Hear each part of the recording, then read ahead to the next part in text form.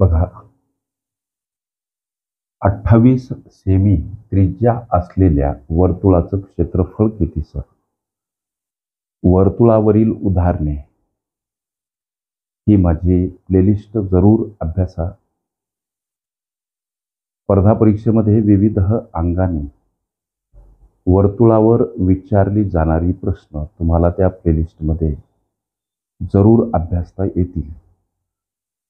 प्रश्नामध्ये वर्तुळाचं क्षेत्रफळ किती असा प्रश्न केला. लेकरांनो, वर्तुळाचं क्षेत्रफळ आणि काढण्याचं सूत्र पाय आर वर्ग.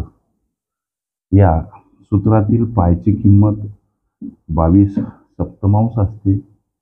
हे आर वर्ग म्हणजे काय? आर म्हणजे रेडियस, ज्याला मराठीमध्ये आपण त्रिज्या म्हणतो. ओके.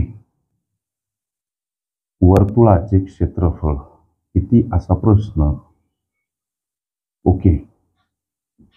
सूत्र पाय आर वर्ग. पायची किंमत 22 सप्तमांश. आर वर्ग म्हणजे या प्रश्नात दर्शवलेल्या त्रिज्येचा वर्ग. म्हणजे ही प्रश्नात दर्शवलेली त्रिज्या दोनदा गुणिला स्वरूपात मांडा. हा भाग 4 न गेला. 22 गुणिला 4 गुणिला 28. हा गुणाकार 88 परत गुणिला 28 आणि हा गुणाकार 24 64. 100 सेमीमध्ये आलेलं हे उत्तर. आता हा गुणाकार तुम्ही क्विकली ताबडतोब केला कसा सर?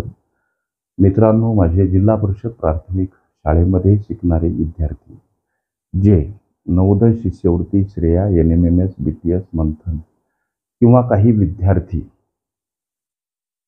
पोलीस तलाठी, ग्रामसेवक, PSI होण्यासाठी धडपडणारे मला अहोरात्र प्रश्न करतात.